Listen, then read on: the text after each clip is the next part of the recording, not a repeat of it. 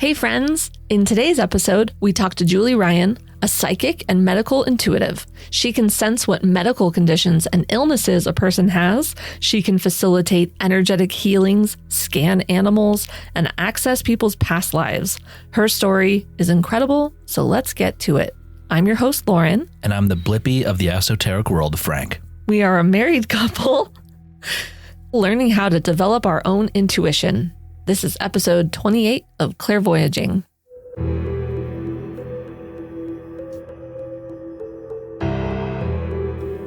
Wayfeather Media presents Clairvoyaging.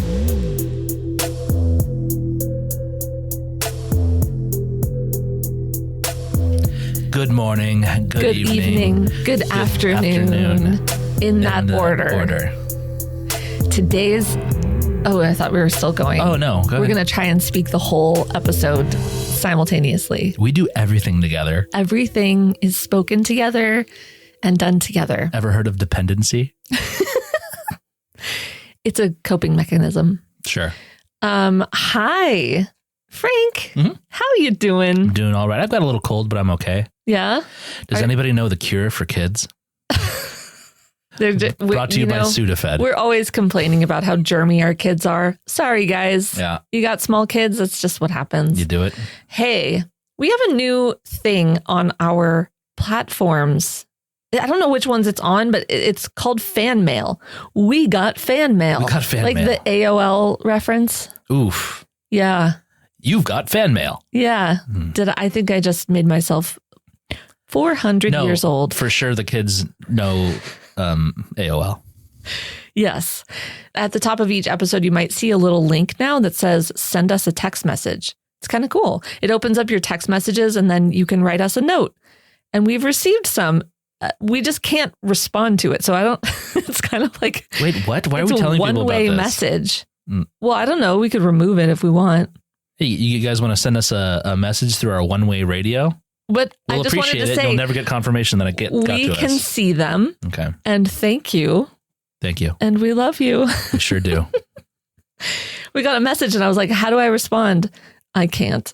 So yeah. Thanks. Listen, every single word from you is the confidence boost that we need to get through our days. It's so true. We had the sweetest message from Kimberly and I was like, you know what? This made my week. So shout out to Kimberly for your encouraging, sweet words. Thank you, Kimberly. And so what else do we have? Guys, anyone who pre-ordered our journal, thank you so much for your patience. We were about to send them out because they arrived and there was an issue with the printing. So boo to that. Yeah, just 100 misprinted books. No big deal. They're supposed to be in color and they weren't. And I was like, I can't read this. So I'm not gonna dox anybody. No. But the company is being kind of responsive. Yeah. So that's good. They will arrive at some point, hopefully delay. Looking better. So the good news is, though, that we now have a digital version of the Clairvoyaging Alignment Journal available on our website. We sure do. This is called a pivot. This is a pivot. Yeah, that's how you respond, react, and you're quick on your feet. Like Lauren is with her words. Just me right now. For the low price of $11.28, which is an angel number, but also a Frank number. You can get our fillable PDF version of the Clairvoyaging Alignment Journal immediately. So go to our website, clairvoyaging.com, and go to the store. Get your download. Hook yourself up. Okay, so let's get to Julie Ryan. Julie Ryan. She's a lot of things, an inventor, a businesswoman, but also a psychic and a medical intuitive. She says her brain is like an MRI. She's a human MRI. She's also written 7 books or something, right? 7? Yeah. She's written 7 books. And if you go on her website and you say that you came from the show, you're going to get a free copy of one of those things. So go scoop it up. And we'll have the link in the description. Yep. Enjoy Julie Ryan. Julie Ryan, here we go. Julie Ryan, thank you so much for coming on Clairvoyaging. We're so happy to have you here. Oh, my honor. Thanks for inviting me. Yeah. So can you give us a little story about how you got here? Sure, absolutely. I'll be delighted to. Well, first of all, I'm an inventor, easy for me to say, of surgical devices sold throughout the world, and a businesswoman who learned how to do woo-woo, and I'm a buffet of psychicness. So that's my elevator pitch. And how it all came about was 30 years ago, I received a book from a girlfriend named Anatomy of the Spirit by Carolyn Mace. And she called herself a medical intuitive. And I thought, what the heck is that? I'd never heard that term before. And I had been in the hospital supply industry for a long time, helping people heal from the supply side of the equation, inventing devices, things like that. So I wanted to know more. And back then, we didn't have the internet yet. Yeah. So I did the old-fashioned thing, and I went to a bookstore. And because I thought, Hold on, my back up to local bookstore. library. What's bookstore again? Yeah, I know. Barnes and Noble. Let's put a plug in for them. Write that Barnes down, and Noble Frank. I've bookstore. never heard of it. I'll find it. And I found a book called Hands of Light by Barbara Brennan. Both of these authors are PhDs. And Barbara Brennan was an interesting woman because she was a former NASA physicist who parlayed very complex quantum physics principles into understandable English. That would be what I would need because I didn't have a scientific mind. And she was talking about how to use energy to facilitate healing. I thought, okay, she's got my attention. Yeah. So I called her school and I said, do you guys have anybody in my area teaching this stuff? And lo and behold, they did. And so I took 6 years worth of classes and paid the equivalent of what I would have paid to get an MD or a PhD. Wow. And learned how to do woo-woo. And what I found was when we connect with spirit, we can do it all. We all have the ability. I'm certainly an example of that. I didn't have dead people chasing me as a child, or if I did, I wouldn't have known what to do with that. Yeah. And I teach people around the world now how to do all the things, all my buffet of psychicness. And when I was taking the classes, my family and friends said, "Why are you doing this?" And I said, "I don't know." And they said, "Well, what are you going to do with it? How are you going to use it?" I said, "Again, I have no idea. I'm just being compelled to do it." Yeah. And here I am 30 years later, sold some companies and thought, okay, now what? And this is what I do full time. And it's a blast to do this with people from all over the world. That's so cool. What's the first time you realized you had a latent gift? Well, it's a gift that we all have. We all come in with the ability. We all have had situations in our lives where we think of somebody and we get a call or an email or a text, or we run into them, that person that we were just thinking of. And we say, "Oh my gosh, what a coincidence. I was just thinking of you this morning." There's no coincidence there. That's your intuitive ability coming in. Little children are very good at it. Yeah. Every little kid, until a grown-up says, "Oh, honey, that's just your imagination. It's not really real." Well, it is really real, but then they learn to shut it down. So to answer your question, Frank, the first time that I knew something was going on was in my classes, actually, very early on, 30 years ago. And I started to see things in my mind's eye, like colors and shapes and grids and kind of the grid of the body that reminded me of a blueprint of an architectural drawing of a home or a building. And I thought, okay, there's something going on here. This is going to be interesting. And then it just developed to the point now where I can see in my mind's eye, I'm like a human MRI. I can see broken bones, torn ligaments, bacterial infections, cancer, whatever, and communicate with spirit. I see dead people now. I see pet spirits. I see all kinds of other things in my mind's eye and get other information. I get what I call divine downloads into my head. So it's a direct knowing thing. I'll hear things, I'll smell things, I'll whatever. But I'm a visual learner, so most of my information comes in visually, primarily. That's amazing. And then the other stuff comes from there. But I teach people from all over the world how to do this stuff as well. Everybody can do this. Hundreds of people have gone through my classes, and every one of them can do this stuff. Man, that's really cool. So when you were in class, was it a slow progression or was there like a snap like moment where it was like, what is it in the movie where he's like, I know Kung Fu? Oh yeah. Matrix. Yeah. Matrix. Yeah. No, it was over time. It was with practice. It's like everybody can throw a football, but unless you're Tom Brady and have had a lot of practice, you're probably not going to be the NFL MVP. Yeah. And it's in all my training, I have live practice groups multiple times a week because that's when the skills really develop. Because what happens is we get information. We're all getting information all day long. Whether we've learned how to do this stuff or not, we're all getting thoughts coming into our heads and we disregard most of them. Yeah. Or if we have something that happens that seems to be serendipitous, we say, oh, what a coincidence. Well, there's no coincidence there. But again, we doubt, we don't even think that that's intuitive information coming in.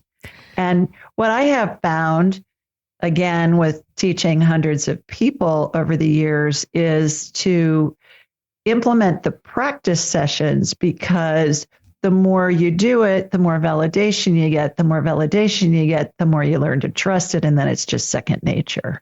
In your experience so far, what's the top thing that's like preventing people from really engaging with their abilities? Fear. Oh, yeah.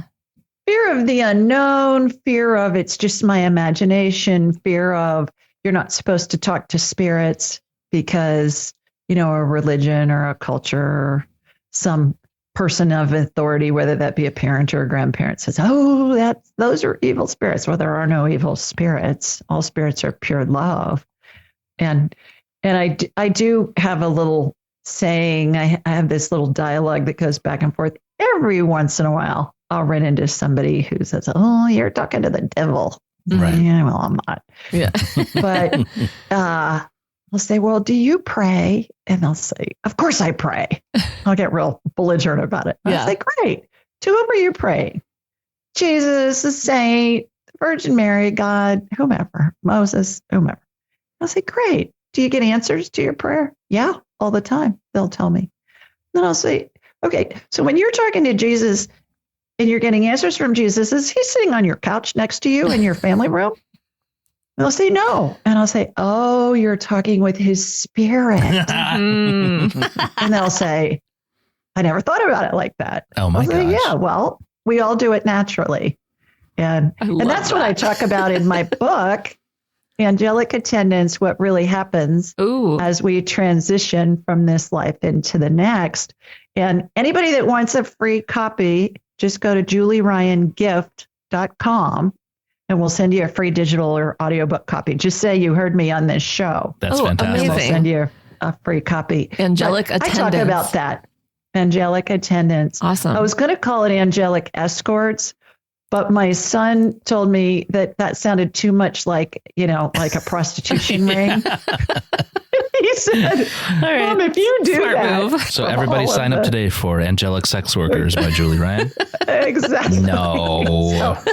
So we went to Angelic Attendants instead of Angelic Escorts. But it's about how, as we're dying, we're all surrounded by angels and the spirits of deceased loved ones and pets. And then we're escorted to heaven by angels. Everybody is, regardless of how awful you were when you were human.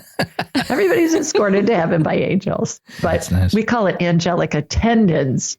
So it's not a misconstrued title. Right. Yeah. Well, I often ask this question of like, were you able to implement like your original religion into your current belief system and practice?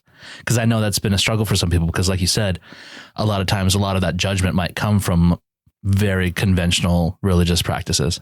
Absolutely. I was born and raised Catholic, Roman Catholic, went through 12 years of Catholic schools. And in my opinion, the Catholics do a great job of preparing people for their spiritual journey, because as small children, we're taught about angels and saints. And my mother and grandmothers, when they'd lose something, they'd say a prayer to Saint Anthony. Yeah. And it went something like, Tony, Tony, look around, something's lost and must be found. And inevitably they'd find it. And so, yes, absolutely. And interestingly enough, back to Angelic Attendants, there are many churches and synagogues of all denominations around the country that give my book to every family that comes in that's planning a funeral, or to every family who has a loved one at the end of their lives that is in the dying process. And my parish that I go to is one of them, and they give one of my books to everybody.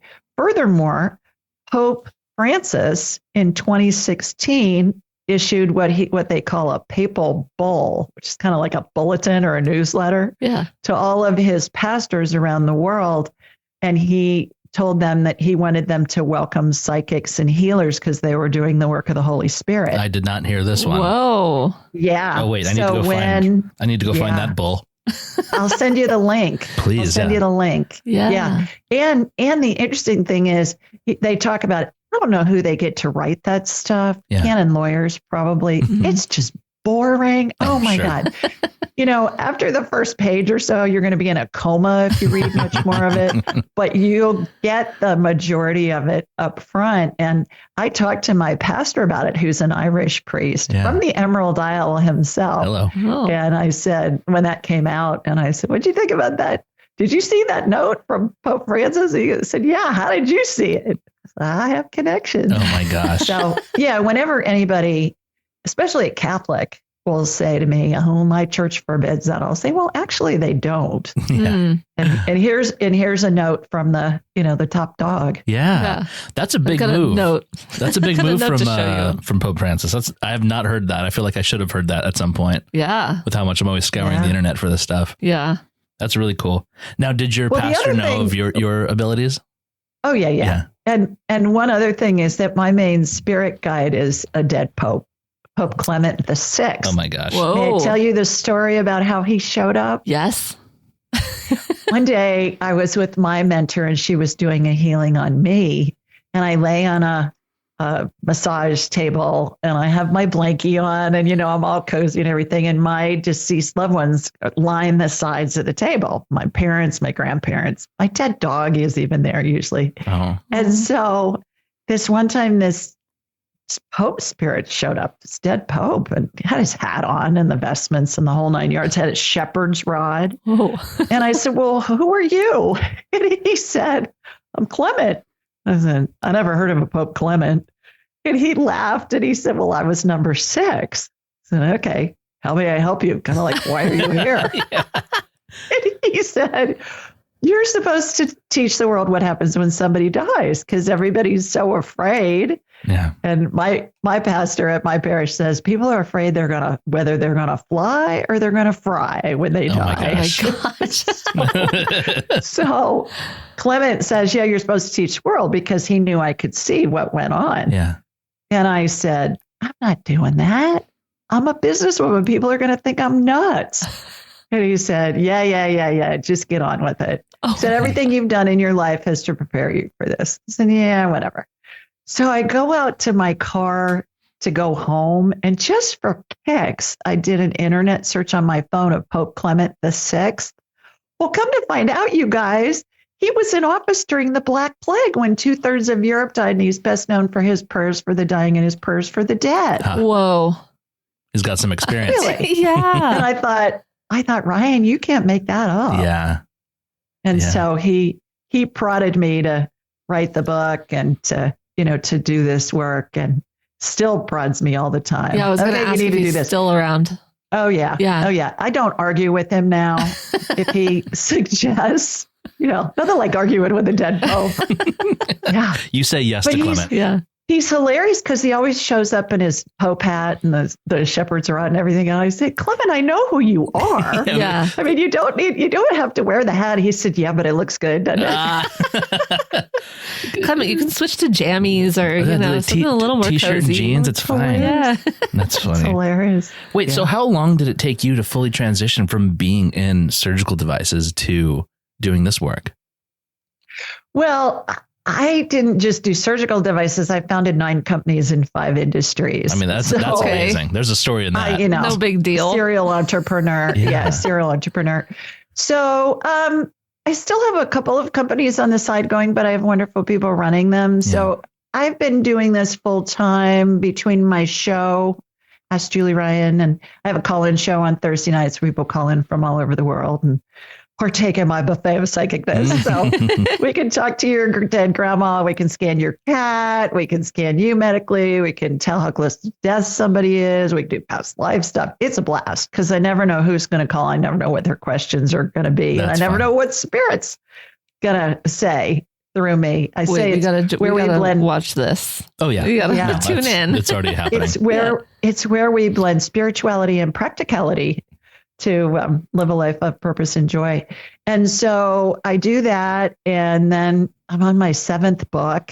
And so to answer your question, Frank, it's been, I've probably been doing this full time for about 6 years now. Yeah. Yeah. Because when I sold my surgical device manufacturing company, I thought, all right, now what? And back to my parish priest, Father John Fallon, my husband and son and I were at Mass one Sunday, and Pope Clement's, trying to get me to write this book. I'm like, I'm not doing it. And from the pulpit, from the altar, during his sermon, Father John Fallon said, wouldn't it be nice if somebody could tell us if angels and our deceased loved ones are really there to lead us and greet us to heaven? And I'm thinking, and I'm getting elbowed because I'm between my son and my husband. I'm getting elbowed and I'm thinking, seriously, God, from the pulpit? Really? You got called out. Oh, wow. I got called out. Can't say no to that. I said, okay. Yeah. Doesn't get any more direct. Let me ask you this. You said you're still involved in businesses, right? I have a couple of them. Okay. Yeah. Other people are running them. Yeah. When you were starting those or getting involved in them, was there any pushback because of this is Julie. She has a long history of knowing about all this stuff and being an inventor, but also she's a medical intuitive. Is that was that a problem? Great question. I was worried about it, but I didn't come out of the closet until after I'd sold my medical device company. But I do have a fun story about that. I would like to hear that. May I share it? Yes. Okay. I was lecturing in Austin, Texas, to a room full of C-suite executives. And I was part of a conference. Then I was a guest speaker that came in. So we had just released AskJulieRyan.com. And I thought, oh God, please, let me get through this before something happens. Yeah. So of course, what happens? I give my talk. At the end of the talk, this guy comes up to me and he's got his iPad open and it's got my picture and my AskJulieRyan.com website up. And I thought, I am going to get pummeled. This is going to be interesting. And he said, is this you? And I would say, yeah, that's my picture. Yeah. And he said, can we sit together at lunch? I'd love to hear more about this. And I said, sure. And, starting to get sweaty. I'm thinking, oh, yeah. So I sat with him at lunch. Now, picture this. This is a table of 8 in a hotel ballroom for lunch. Mm-hmm. There are 7 C-suite executive men and me at the table. Not the best. All they wanted to talk about was woo-woo. They didn't want to talk about what we were there for the conference information. They didn't want to talk any of that. They just wanted to talk about woo-woo. And I thought, okay, that's a sign from heaven. Yeah. Go full speed ahead. That's so nice. I mean, they had just a bunch of questions about they did. What do you do? What do you know? Can you scan me? How do you do this? Yeah. What do you see? Do you see anybody around me? Oh my gosh. I say, well, I have to turn my radar on. And then I did, and then I nailed some stuff on a couple of them, and then I really had their attention. It was fun. Oh my God. I wish I could have been a fly on the wall. You've been having problems with your gallbladder, right? You got gallstones? And this one guy goes, yeah, I do. I said, yeah, I know. I can see them. I'm pummeling them right now. Oh my gosh. That's crazy. Especially if any of them were kind of skeptical. I love the skeptics that are prove me wrong. And then, especially blasting the skeptical C-suite people. That feels like a special event. Well, and I don't try and convince anybody. Yeah. If somebody says, well, you have to prove it to me, I'll say, well, really, I don't. It's not my job. I don't feel the need to do that. Yeah. If you want to talk about it, fine. If you don't, what do you want to talk about? The stock market, the weather, football, whatever. I can talk to you about whatever you want. Politics, usually they'll say, no, I want to hear about it. Okay. A big part of our show and getting this started was because we are very aware of how stigmatized the entire conversation can be. And even though it's a very natural, normal thing, it doesn't, people are so turned off to it. So being someone in your situation where it's high stakes situation, you're dealing with a lot of like important people, hearing that even they secretly want to know all about it is very satisfying to me. Yeah. Yeah. Well, and when somebody has a loved one who's dying, it's not only heartbreaking for the family and friends that are there to support the person, at the end of their lives, but it makes us face our own mortality. Yeah, definitely. And so not only are we afraid of what grandma's going to face, but we're thinking, I'm going to be there one day. And that's why Pope Clement says you got to teach people what happens because it's glorious. And usually those skeptics, when I am describing the loved ones and the pets and all of that are surrounding the person who's dying, they'll say, well, there's no way you could know that. I'll say, yeah, I know. and I always ask the dying person 3 questions. Are you ready to go? Are you in pain? What do you need? And what do you need will run the gamut. It can run from, can you bring me chocolate cake? And, oh, by the way, stop by the store and get some ice cream too, because I want it all a mode. I had that recently. To my favorite one is, this was a dear friend of mine. Her dad was dying and just was hanging on. And he was in the hospital and they'd taken him off life support. I mean, this is days after this man's been taken off life support. Wow. And I'd known him since I was 10. Wow. He was a dentist. And I said, what do you need? He kept saying, I need her to file my quarterly estimated taxes. Oh, no. He kept saying, are you kidding me? What? Really? Dad? Don't worry about that. Yeah. Kept on. So I finally said, just go to the house and try and find him. She said, I don't even know where to look. So she's in Ohio. I'm in Alabama where I live. This is a childhood friend. We've been friends since I was 10. And I said, so I'm talking to her dad's spirit. And he said, they're in my desk in my bedroom, middle drawer on the left. I said, just go to his house, see if you can find them. So she did. She called me from there. She said, they're here. They're signed. The check's made out. Stamps are on the envelope. I said, just drop it in the mailbox on your way back to the hospital. So she did. He died a few hours later. Oh, my gosh. Oh, my gosh. So I mean, it was just like an unfinished business thing. He just needed it done. And we found out why, because he had a fairly sizable estate. He was a dentist and he'd been, buying investment property forever when it was affordable. Yeah. And she was the executor of his estate. And by the postmark being the day that he died, it saved her so much grief and so much hassle with getting his estate settled. Wow. So we get information. Sometimes the family will want to know, does she have a will? Does he have a will? If they do, where is it? Well, it's in the safety deposit box on the corner of Main and 3rd Street in downtown Podunk, wherever. And here's the box number. And here's where you can find the key. And, just amazing information that helps the family. So the skeptics are going, okay, there's no way. Yeah. I was going to say, when I'm on my deathbed, I hope the last thing I'm thinking about is taxes. But then that wasn't taxes. That was helping your family. He was thinking about his daughter. Yeah. Like, are you hearing the words or are you seeing an image when, like in this situation? Both. Yeah. Both. Like I'm talking to you. We just have a conversation, but they're spirit form. So I hear the words come in all of our heads like a thought. Yeah. It feels like it's our thought. And sometimes I'll hear a person's voice, especially if it's somebody that I knew. And so I'll hear the voice, but normally it's just a thought and it'll come in like, bring me some ice cream with that chocolate cake because, I want it. And then families will say, well, I don't want to feed my dying father chocolate cake and ice cream. It's not good for him. And I'll say, what if it's the last thing he eats? You're going to deprive him? Who cares? Give him what he wants. Yeah, give him what he wants. What's he going to do? Live another 20 years? No, we're give the man a cake. Well, that final bite. Having come into your intuitive abilities a little bit later and with your background, how has your opinion on Western medicine evolved? Great question.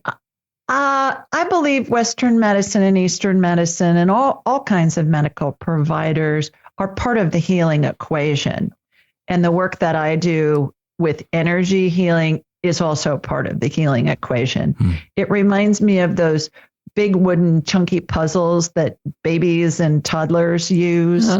And you got the Western medicine piece, then you got the other piece, and then the energy medicine piece goes in too. I have many physicians who've done my training.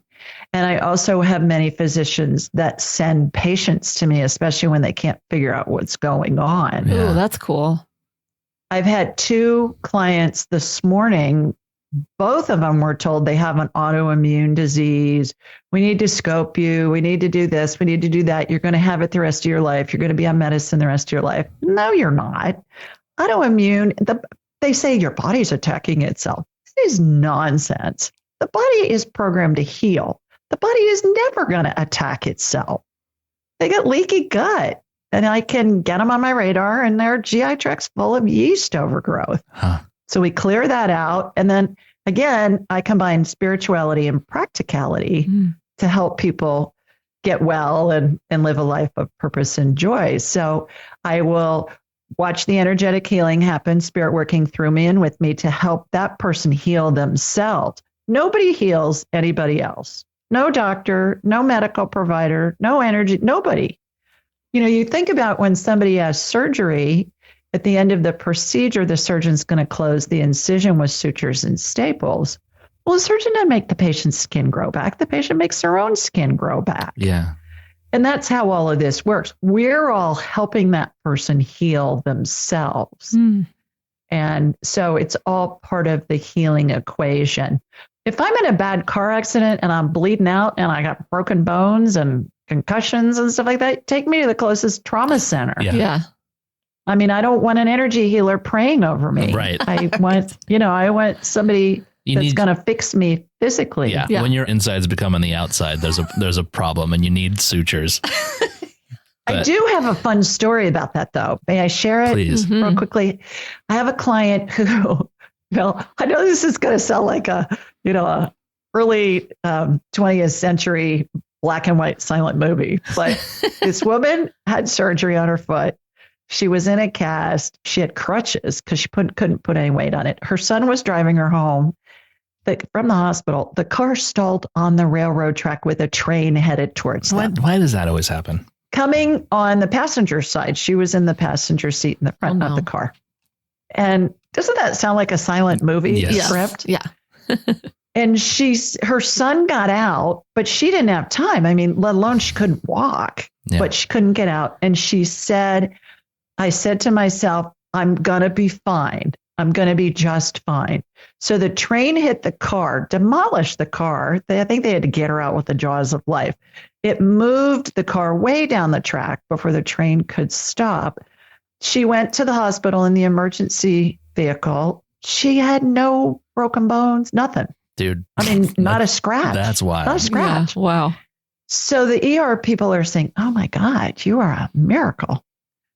She comes to me and I get her on my radar. So I'm like a human MRI, as I mentioned. I've got a big monitor in my head. And her whole right side of her body looked like it was a mosaic, where there's little pieces of glass or tile or something. And it's put together with grout. Yeah. You may see it, on a sidewalk or on a building or in a church or something. And I said, wow, this is what the aftermath was. Her body instantly healed itself with her thought of, I'm going to be just fine. But it showed up to me. Now, that didn't show up on an x-ray, but it showed up to me. Yeah. And I'd never seen it before. And I thought, good heavens, this is just incredible that, her body was able to go back together. And then the images that I get in my mind's eye and that my graduates get are all analogies for spiritual things that are coming in, whether that be a healing or whether that be a diagnosis. And her whole right side of her body looked like it had been crushed into a million pieces and then put back together with this grout stuff. It's energetic bone cement. is what it is. Did she I saw it used in surgery. Yeah. Yeah, that's wild. Did she have like residual pain on that side of Nope. her body, or just like Nope. just you could see what it kind of I could did? see it. Yeah, I think she had something else going on that was totally unrelated to the crash, but I don't even know how we got on the crash. Something came up about that. Probably because I saw the mosaics first and I said, I've been in some kind of accident. Yeah. She said, yeah, I was hit by a train. I thought, Yeah. okay. Yeah, you were. Yeah. So this brings up for me the question of like how many injuries or medical problems are actually caused by some kind of like self-limiting belief or a belief of weakness, for lack of better words. There's always an emotional component in place before any kind of disease or illness sets in. And I want to tell you about what I see. But first, one of my dear friends is Dr. Christiane Northrup, MD. She's a world-renowned OBGYN. And in her first day of medical school at Dartmouth, Ivy League school, they told those students, including her, about how belief is the most important thing for your patients, because in the tribes and in the cultures where somebody maybe has a voodoo doll or says, you're going to die tomorrow or whatever, and that person does, it's because they believe that they will. They believe that the person sticking pins into the voodoo doll that's representative of them has that kind of power. Nobody does, but they believe it. So the first day of medical school, they told her that. Yeah. I thought that was remarkable. That is interesting. Yeah, the power of belief. So there's that. There's also the placebo effect. Sure. Which is, in clinical trials of medicines, they'll give half of the people a placebo, something that's a fake pill, and they'll give the other half the medicine that they're testing. And the placebo always performs better than the prescription, always, 100% of the time. And it's usually 52 or 54% placebo. The person will feel better, will heal, will whatever. So the power of the mind is very, very much a part of the healing equation. Back to your question, if somebody has a belief, can that affect whatever that belief is materializing into the body? Absolutely. As part of a healing process that I do, I'll get somebody on my radar. I'll connect to them. You could be anywhere. You could be in a galaxy far, far away. It doesn't matter. I can find That's you. close to my heart. Yeah. Yep. And I'll watch a laser beam come from my body wherever I am, and it'll hook into you. And it will be as if I'm looking at an X-ray or a CT scan or an MRI. And then something will be identified. There'll be a healing. Something else will be identified. There'll be a healing. And I always tell my clients and tell people listening to my show, envision what I'm talking about. Because when you envision it, it's going to help integrate the healing into your body, because the body's always going to believe what the brain tells it. Yeah. Even if the brain doesn't believe it to be true. Think of when you watched a scary movie on TV. Your brain knew it was pretend, but your heart might have been beating faster. Yeah. Right? So as part of the healing process, we'll look at the end of our time together, we'll look at what I call the energy field membrane. Now, that's a container that holds the energy that makes up our body and our spirit. And it reminds me of really thin, stretchy saran wrap. And when there's a tear or a hole in that energy field membrane, there's an energy leak, and the body's leaking power, because the spirit is the power source for the body. Most of us are taught, I was taught at Gallic school, that spirit's someplace in the chest area. That's not what I perceive. The spirit's the main part of us, the everlasting part. The body's inside the spirit. Think about, look at a religious person's painting. You look at a picture of whomever, and they'll have a halo around them. Well, that's their aura. It's their halo. It's their energy field. It's their spirit, right? Right, yeah. So they're leaking power. The person is always leaking power before any kind of medical condition manifests. So what I'll do as part of the healing process is I'll envision walking into that tear or hole, and I'll be shown a scene. And we'll get where it was, when it was, a little bit about what happened. Maybe something simple like somebody called you a bad name in third grade and it hurt your feelings. And we look at that now and we think, well, that was no big deal. Well, it was a big deal to your 8-year-old self when it happened. Mm-hmm. Or it could be getting hit by a train. Right. It could be something anywhere on that spectrum. As soon as we illuminate it, it eradicates it. It allows the energy field membrane to heal, allows the body to go back to working on full power, helps the body regain and maintain health. I do have an analogy real quickly for that, if I may. Imagine going to the pet store and buying a goldfish. They're going to put it in a plastic bag of water in order for you to get it home. So picture that in your mind's eye. The goldfish represents our body. The water represents our spirit because the body's inside the spirit. And the plastic bag represents the energy field membrane, the container. If there's a pinhole in that plastic bag and water's draining out a drop at a time, for a long time, that fish is going to be just fine. However, when enough water drains out, that fish is going to be in trouble. And that's what happens to the human body. So we fix the energy filled membrane, body's working on full power, helps the person heal and regain and maintain health. I love that analogy. So That's great. What can people do to recognize the holes they might have in their energy filled membrane? Yeah, they can ask spirit, do I have any energy leaks? And then pay attention to what comes in. Come to talk to me, call into my show. Yeah. I didn't learn this in a class. This has been given to me over the years by spirit. I've never heard anybody else talk about the energy filled membrane.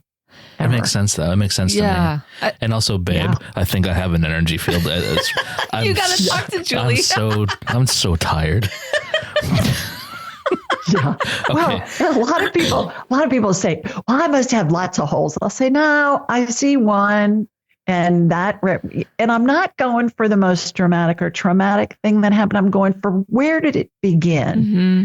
Because it looks like the energy block is what I call it. Looks like a little kernel of unpopped popcorn to me. Huh. Gets stuck in the energy field from it, whatever the emotional event is. And then emotional energy over the years piles on top of it, eventually causing enough pressure causes a blowout in the membrane in the form of a hole or a tear, and they're leaking power. And so, unlike psychotherapy, I think there's always room for psychotherapy, but most psychotherapists will say, now, Lauren, we're going to talk about your life, and it's going to be like peeling an onion a layer at a time. Uh-huh. I just want to get the onion out by the root. When we do that, it eradicates all the other energy blocks that are there. All that energy that's piled on top of that energy filled membrane heals instantly. Body's back to working on full power. That makes sense. Lauren and I have been diving into some shadow work recently, and we're starting young. Yeah. Inner child and shadow work stuff. Yeah. Yeah. And this is newer to me. And I recently have had some like breakthroughs that I didn't know I needed to have. And it has like sparked some, I'm like more emotional lately, and I think that's like healing or something. I think our listeners have heard me cry a couple of times. Oh yeah, you're all over the internet crying. Episodes. But yeah, like I've been learning Reiki and a lot of it's kind of similar where they talk about like your body trauma gets stored in certain parts of your body. So like with that, we talk about like unblocking certain chakras, but yeah, the membrane, that's an interesting way to think of it. The little pinholes. I do like that. Yeah. Yeah. Reiki's a really good place to start. Yeah. That's entry level energy healing. And that's a great place to start. Then take my class and you'll be like postdoctoral level and you'll see body parts and get to watch healings and things like that. That's so cool. I want to see body parts. Uh-oh. Julie. It's only internal body parts. Sure. It's not that exciting. I know, but that's cool. Yeah, no, that sounds really cool. Julie, in your opinion, what's considered woo that is actually maybe going to be future science? Because it sounds like you were working with some doctors who maybe don't know exactly what's going on, and they'll refer to you. Sounds to me like everyone should have a medical intuitive on staff just in case.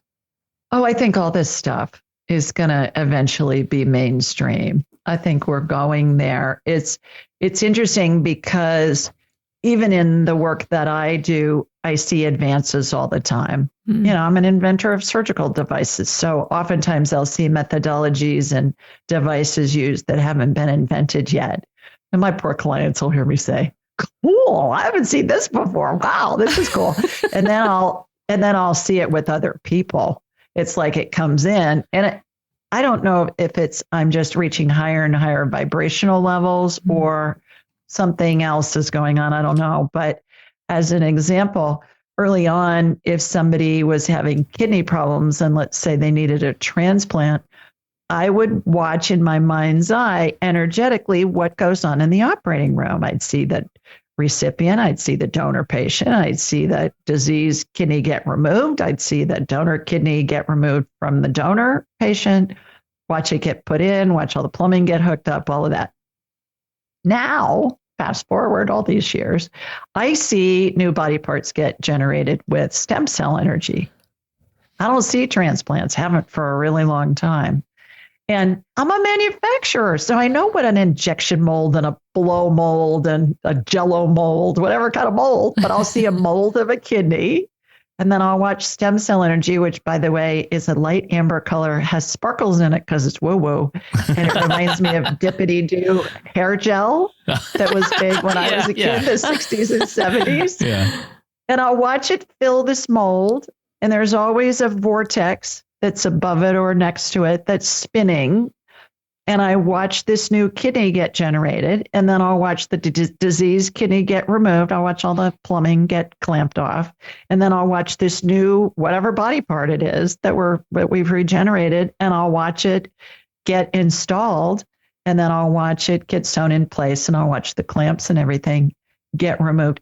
This stem cell energy is the absolute coolest stuff because it'll regenerate any body part we need. It's fantastic.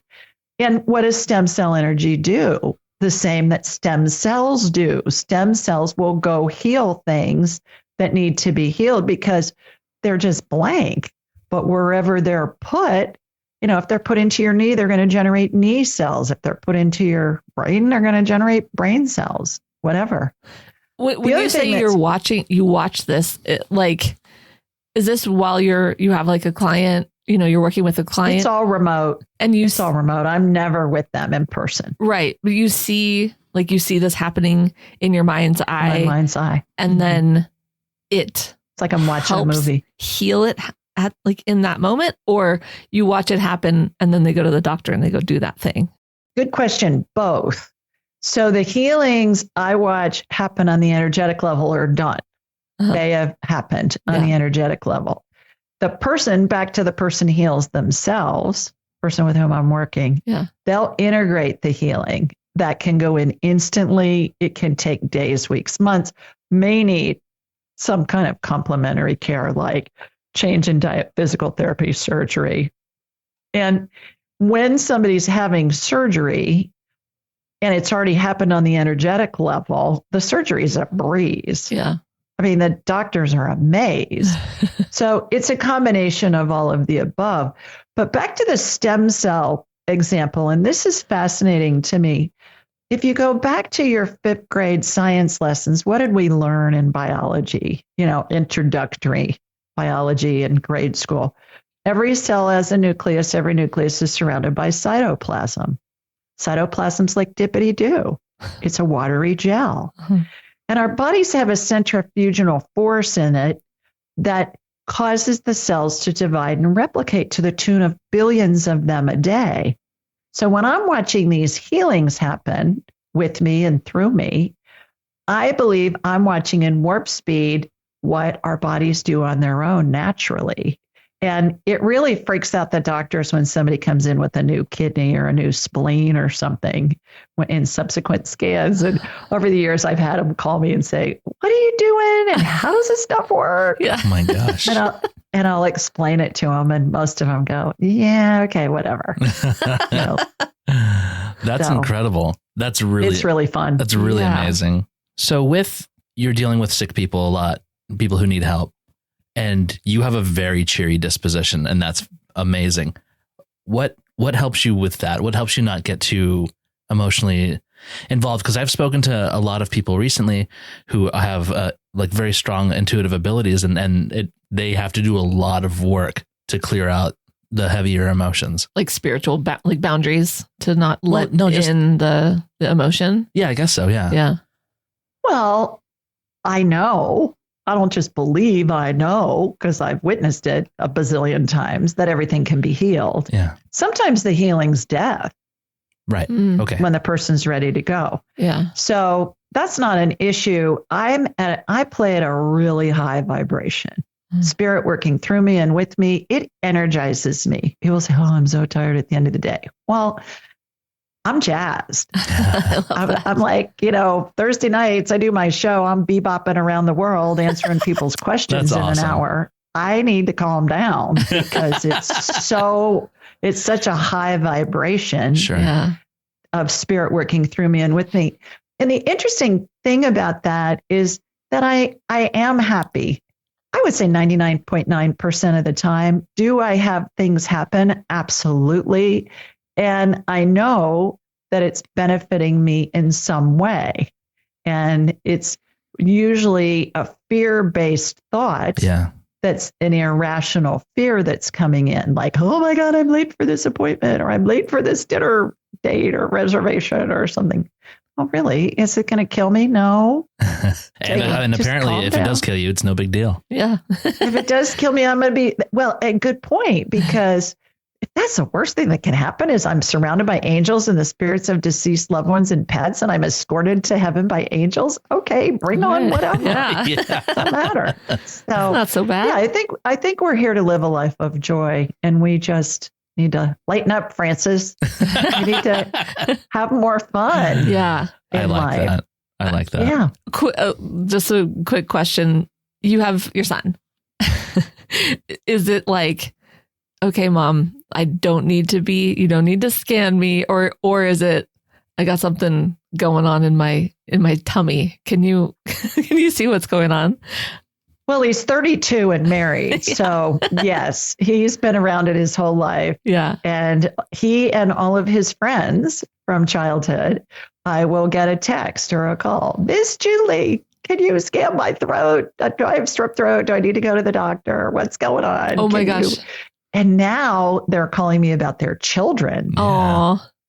A lot of them have babies now and toddlers, and they'll say, little Henry has a rash. Can you help me with that? Can you tell me what it is? And it's just second nature to them because they weren't brought up believing that it's not true. Yeah. Yeah. Whereas, they've just been around it their whole lives. I have 3 stepchildren by marriage, but when I married my husband, he's a lot older than I am. My oldest stepson is 8 years younger than I am. Oh. And he calls me his wicked stepmother. Oh my God. It's hilarious. I got a call from him yesterday. Is this my wicked stepmother? That's funny. And so, yeah, I scan them now, and I'll say, you need to take little Jimmy to the emergency room. He's got a broken elbow. He fell up the swing set or something like that. And I can do that. But it's really convenient because I can scan them anywhere. Right. Does it get like, okay, don't stop asking me. Or are you just like, this is what I'm here for. I'm going to do it with anybody who asks. That's like a family or with friend. My family and friends, I'm available. Yeah. And graduates of my class they have, a direct line to me if they've got an emergency situation going on or a loved one's having surgery or something like that. Or at the end of their lives, if they have a parent or a loved one that's at the end of their lives. And because when we're in fear, we lose clarity. Mm-hmm. And so they have access to me, but everybody else call into my show, or come to one of my lives or come to my class or submit a question online. Yeah. Lots of ways you can get your question answered. Yeah. Intuitive house calls. Yeah. Yeah. That's so cool. That's awesome. Well, Julie, thank you so much. Can you give all of our listeners your plugs and tell us where they can find you? Sure. AskJulieRyan.com is where that's kind of the main hub of everything. Okay. Right. Yes. I'm Ask Julie Ryan on all social media, Ask Julie Ryan on YouTube, Ask Julie Ryan on all the podcast networks. Okay. So, and we'll link your free book too.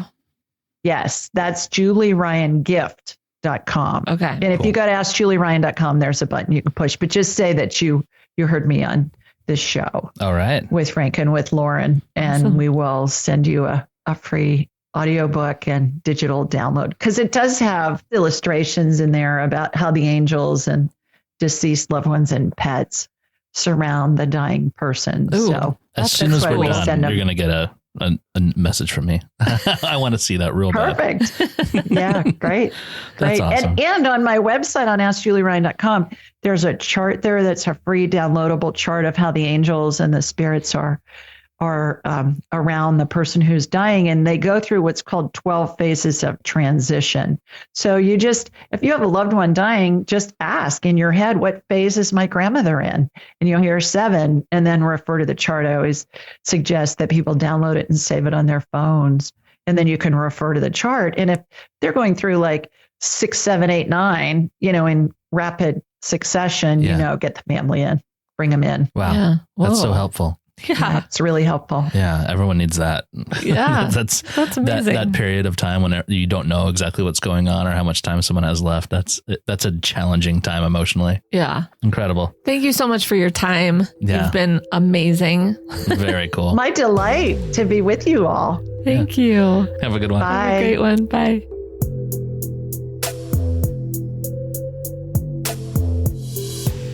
Thank you for listening. Visit www.clairvoyaging.com for show notes, merch, or just to say hi. If you'd like to support our journey, visit www.buymeacoffee.com/clairvoyaging. This has been a production of Wayfeather Media.